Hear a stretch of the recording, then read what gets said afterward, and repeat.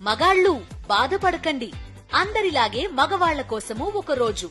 పూర్తి వివరాలకు చదవండి రేపటి సాక్షి హైదరాబాద్ ఎడిషన్.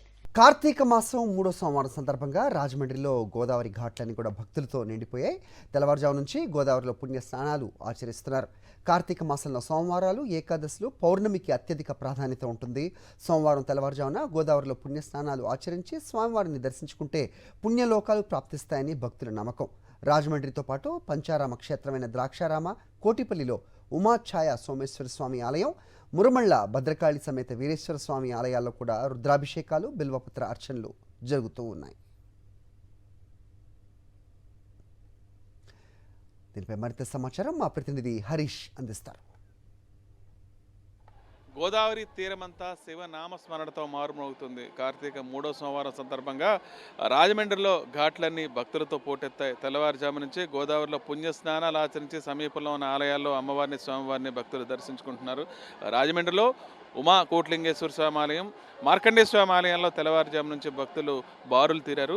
మరోవైపు పంచారామ క్షేత్రమైన ద్రాక్షారామంలో కూడా ఇవాళ తెల్లవారుజాము నుంచి ప్రత్యేకమైన పూజలు, అభిషేకాలు జరుగుతున్నాయి.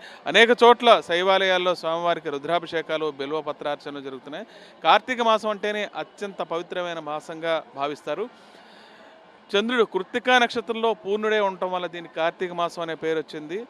లోకాల్లో సత్యలోకం, యుగాల్లో కృతయుగం, అదేవిధంగా శాస్త్రాల్లో వేదం ఎంత గొప్పదో మాసాల్లో కార్తీక మాసం కూడా అంతే గొప్పదని చెప్తారు. అటువంటి కార్తీక సోమవారం నాడు తెల్లవారుజామునే నదిలో పుణ్యస్నానాలు ఆచరించి పెద్ద సంఖ్యలో మహిళలు దీపాలు నదిలో విడిచిపెడుతున్నారు. ముఖ్యంగా ఈ సమయంలో కార్తీక మాసంలో స్వామివారిని, అమ్మవారిని దర్శించుకోవడం ద్వారా పుణ్యలోకాలు ప్రాప్తిస్తాయని భక్తుల నమ్మకం. రాజమండ్రిలో అయితే తెల్లవారుజాము నుంచి మహిళలు కూడా పెద్ద సంఖ్యలో వచ్చి పుణ్యస్నానాలు చేసి ఈ దీపాలు గోదావరిలో విడిచిపెడుతున్నారు. ప్రత్యేకమైన ఏర్పాట్లు కూడా ఇక్కడ అధికారులు చేయడం జరిగింది మహిళల దుస్తులు మార్చుకోవడానికి. అదేవిధంగా ఎప్పటికప్పుడు గోదావరిలో రక్షణగా ఉండేందుకు అనేక పడవలను ఏర్పాటు చేసి ఈతగాలను కూడా ఏర్పాటు చేయడం జరిగింది. తెల్లవారుజాము నుంచి గోదావరి తీరం అంతా కూడా ఈ భక్తజన సందోహంతో నిండిపోయింది. రాజమండ్రి నుంచి విజయ హరీష్ ఫర్ సాక్షి.